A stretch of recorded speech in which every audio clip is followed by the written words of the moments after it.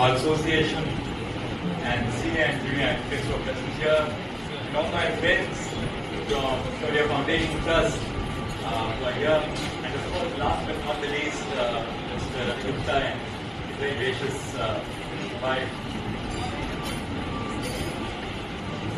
When we've been complimenting Mr. Gupta and his spouse for what they have set up in terms of Victoria Foundation, but I might just take a little bit of the glamour away from them by saying that all this is possible only because of the inspiration for the venture with Victoria. When I say that with a lot of very personal involvement, because as you know, in my life there are two beautiful young daughters, Priyanka and Mahi, and my Priyanka and Mahi, who are especially able young children, they continue to inspire me every day in whatever we do. So to tell you a little bit, I've gone vegan for the last 1 year, vegan for life. And the reason why I went vegan was because our little Mahi said that well, you must practice a cruelty-free life, not only in what you eat but what you wear.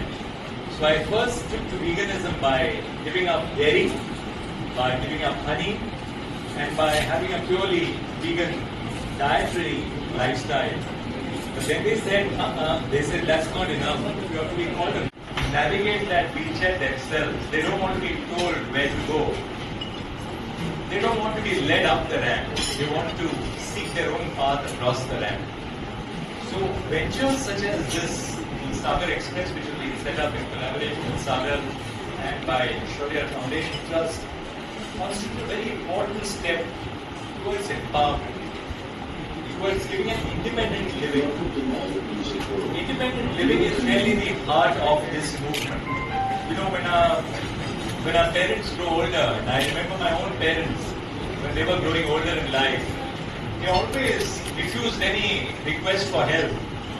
They wanted to do everything on their own. And I now understand where it came from, because this urge to be able to live on your own terms. And I think that is the sense of the living, the dreams and the aspirations of the differently able. And the very important thing which this little board highlights is that there are different solutions for different persons. And you must embrace that sense of neurodiversity. Too very often, we always in our society tend to lump together all people with different abilities as if they belong to one homogeneous group. That's not so. Each one of them has a distinct personality. Each of their conditions presents distinct challenges, different opportunities. And I, for one, every day that I come into contact with people who are differently able, realize what a tremendous potentiality they have in terms of their innovation, their creativity, their yearning for understanding life in a way which we don't understand. And I think when we, in that sense, open up these spaces for them, we allow them to flower and prosper in our society.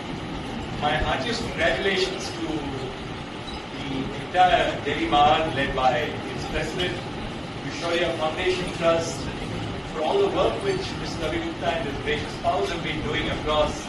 Because this is now no longer just a one-off venture. 5 years down the line, 5 years earlier, this would have been that one little thing which has been done by the Delhi High Court. No longer. Now this has become a movement. When we set up Mitti Cafe in the Supreme Court, and it has been so wholeheartedly adopted by the lawyers, Rashtrapati Bhavan responded by setting up Mitti Cafe in the precincts of Rashtrapati Bhavan on the occasion of the President of India's birthday.